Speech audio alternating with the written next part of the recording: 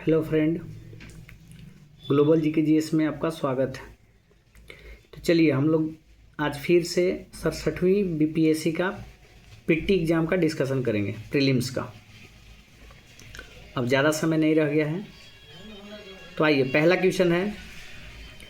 बिहार के आर्थिक सर्वेक्षण 21-22 के अनुसार वर्तमान में राज्य में शहरीकरण का प्रतिशत क्या है?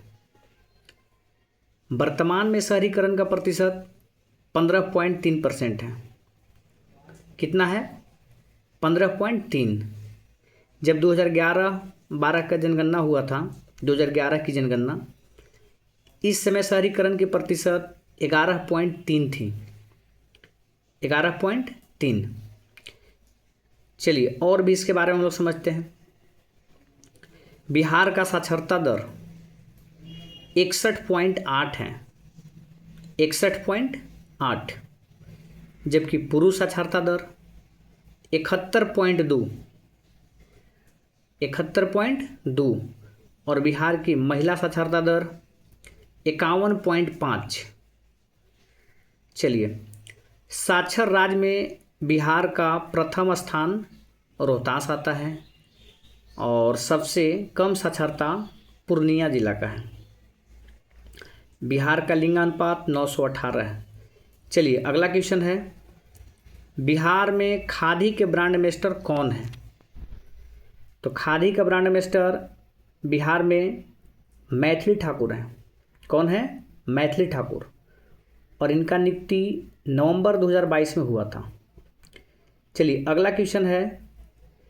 सीता माता की विश्व की सबसे लंबी मूर्ति 251 मीटर का निर्माण बिहार के किस जिले में किया गया? ए है बिहार का जिला आपका सीतामढ़ी। कौन सा है? सीतामढ़ी। माता सीता का जन्म सीतामढ़ी के पुनौरा धाम के आसपास हुई थी। पुनौरा धाम। और माता सीता का एक मंदिर भगवान राम के जैसा निर्माण करने का आधारशिला रखा गया है, जिस मंदिर का नाम है जानकी मंदिर। कौन सा मंदिर है? जानकी मंदिर। हम लोग जानते हैं कि माता सीता अपने अंतिम समय में धरती माँ के गोद में समाहित हो गए थे। तो सीता समाहित स्थल यह आपका कहाँ है? उत्तर प्रदेश के भदोही जिला में है। सीता समाहित स्थल उत्तर प्रदेश के भदोही जिला में। चलिए अगला क्वेश्चन है। ऑपरेशन प्रहार संबंधित है। ऑपरेशन प्रहार शराबबंदी से संबंधित है। यह बहुत चर्चित क्वेश्चन है और बहुत ही सख्ती से लागू भी है बिहार में। किससे है? शराबबंदी से। और यह ऑपरेशन प्रहार 2022 में लागू हुआ था और जीएस गंगवार के द्वारा लागू हुआ था। किसके द्वारा? जीएस गंगवार। चलिए अगला क्वेश्चन है। हाल ही में बिहार के किस स्थान पर उत्तर भारत का पहला बर्ड रिंगिंग स्टेशन खोला गया? तो उत्तर भारत का पहला बर्ड रिंगिंग स्टेशन बिहार के भागलपुर जिले में है। कहाँ है? बिहार के भागलपुर जिले में। और यह बर्ड रिंगिंग स्टेशन पूरे देश में सबसे पहला बार यूपी के नोएडा में खोला गया था। कहाँ खोला गया था? यूपी के नोएडा में। चलिए एक और क्वेश्चन है। निम्न में किसने बिहार में गिद्ध संरक्षण योजना शुरू की? गिद्ध संरक्षण योजना यह वाल्मीकि टाइगर रिजर्व है। निम्न में किसने बिहार में गिद्ध संरक्षण योजना शुरू की? Valmiki tiger reserve. यह पश्चिमी चंपारण में पड़ता है। कहाँ है? पश्चिमी चंपारण। अब आइए इस प्रकार से और भी संरक्षण को हम लोग एक एक करके देखते हैं। भारत में इस प्रकार से बहुत सारे संरक्षण दिया गया है सभी जीव को। तो आइए सबसे पहला है वन्य जीव संरक्षण। यह आपका 1972 में लाया गया था। इसके बाद है बाघ संरक्षण 1973 में। अगला है जल संरक्षण 1974 में। फिर आपको मगरमच्छ संरक्षण 1975 में। मगरमच्छ दिवस भी 17 जून को मनाया जाता है। अगला है वन संरक्षण, यह 1980 में आया था। वन संरक्षण कब है? 1980। पर्यावरण संरक्षण यह 1986 में है। पर्यावरण संरक्षण 1986। एक और है हंगुल संरक्षण, यह 1970 में है। हंगुल संरक्षण 1970। चलिए अगला संरक्षण ओजोन संरक्षण, बहुत ही महत्वपूर्ण और बहुत बार पूछा गया क्वेश्चन। ओजोन संरक्षण 16 सितंबर 1987। 16 सितंबर 1987 ओजोन दिवस भी आपको 16 सितंबर को मनाया जाता है। एक और संरक्षण हाथी संरक्षण 1992। हाथी संरक्षण 1992। चलिए गंगा संरक्षण भी 2008 में है। गंगा संरक्षण 2008 और गंगा डॉल्फिन 2009। और हम लोग जिस क्वेश्चन को पढ़ रहे थे गीध संरक्षण, यह भी संरक्षण 2006 में पूरे राष्ट्रीय सरकार के द्वारा किया गया था। चलिए अगला है बिहार में तुर्क सत्ता का वास्तविक संस्थापक कौन था? अब तुर्क सत्ता, इसका उत्तर होगा इब्न बख्तियार खिलजी। क्या है? इब्न बख्तियार खिलजी। तुर्क सत्ता सबसे पहला बार बख्तियार खिलजी कुतुबुद्दीन ऐबक का सेनापति, क्या था? कुतुबुद्दीन ऐबक का सेनापति था।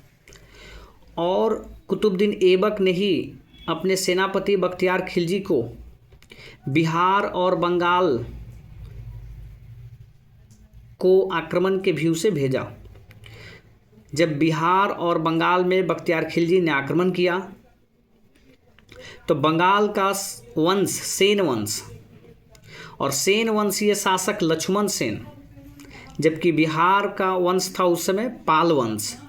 पाल वंशीय शासक इंद्रधूमन पाल दोनों ने बख्तियार खिलजी को पुरजोर विरोध किए।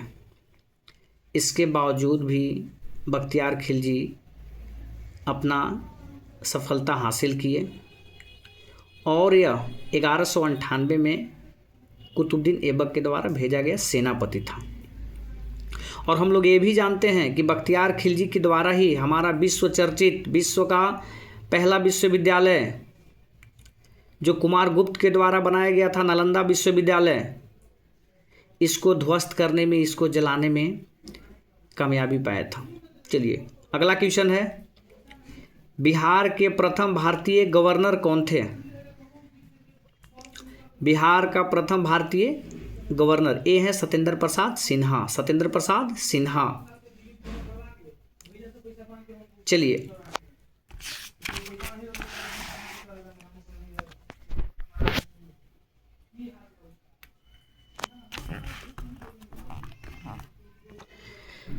तो अगला क्वेश्चन है संथाल विद्रोह के नेता कौन थे?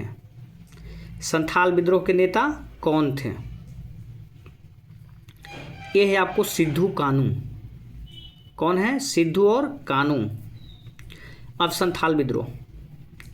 संथाल विद्रोह आपको 30 जून 1855 को शुरू हुआ था और सिद्धू कानू चांद भैरव 4 भाई थे आपस में। इन लोग सिद्धू कानू चांद भैरव, यहाँ तक कि इनके 2 जुड़वा बहन भी थी। एक का नाम है फूलो और एक का नाम है झानो। इन चारों भाई और दोनों बहनों ने इस विद्रोह में समर्थन दिए पुरजोर तरीके से। चलिए अगला और भी इस प्रकार से विद्रोह है, जैसे पहाड़िया विद्रोह जो 1778 में हुआ था राजा जगन्नाथ के द्वारा, जो राजमहल की पहाड़ियाँ से शुरू हुआ था। इस प्रकार से और भी, जैसे कोल विद्रोह जो छोटा नागपुर के पठार से शुरू हुआ था, यह आपको 1831 में शुरू हुआ था और कोल विद्रोह शुरू बुद्धो भगत के द्वारा किया गया था। चलिए अगला क्वेश्चन है बिहार का चौरी विद्रोह किस वर्ष हुआ? बिहार का चौरी विद्रोह किस वर्ष हुआ? ये है आपको 1798। कब है? 1798। चलिए अगला क्वेश्चन है, बिहार वर्ष उड़ीसा से कब अलग किया गया? यानी कि उड़ीसा से बिहार की बंटवारा कब हुआ?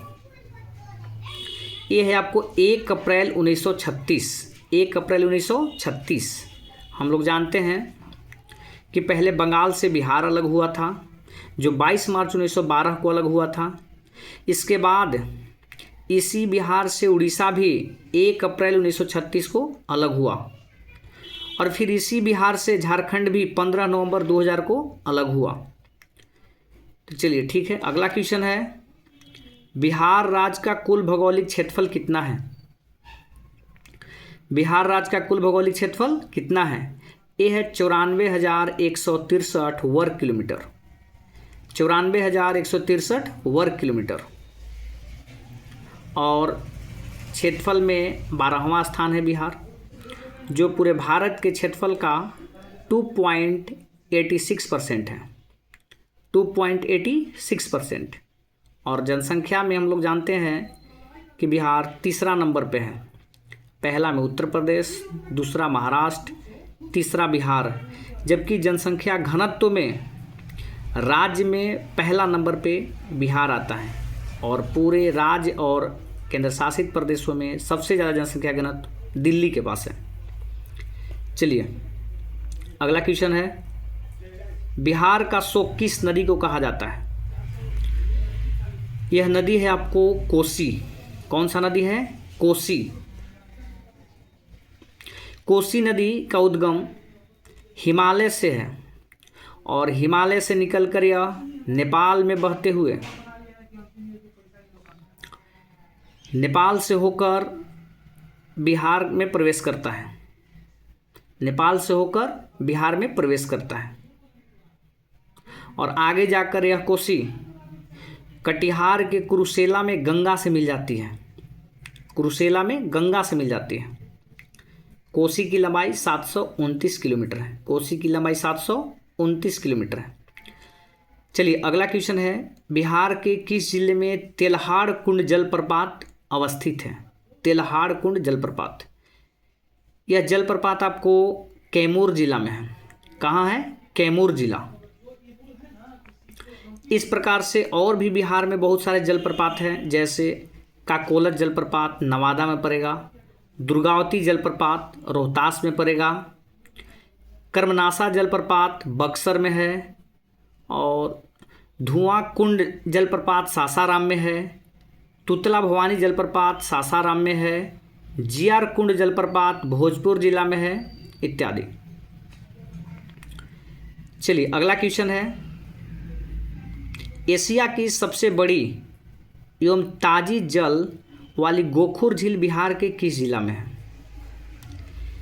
एशिया की सबसे बड़ी एवं ताजी जल वाली गोखुर झील बिहार के किस जिला में है?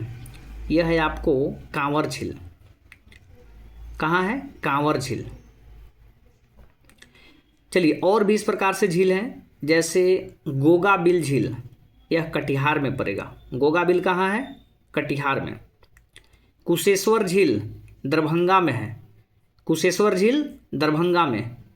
घोड़ा कटोरा झील, घोड़ा कटोरा झील राजगीर नालंदा में है। अनुपम झील कैमूर में है। सिमरी झील सहरसा में है। जगतपुर झील भागलपुर में पड़ेगा। मोती झील मोतिहारी जो पूर्वी चंपारण में है, और सरैयामन झील बेतिया में है जो पश्चिमी चंपारण में है।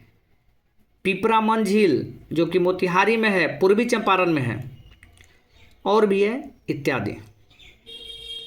चलिए बिहार के किस जिले में सबसे अधिक सोने का भंडार है? सोने का भंडार बिहार के जमुई जिला में है। कहाँ है? जमुई जिला। चलिए थैंक यू, धन्यवाद।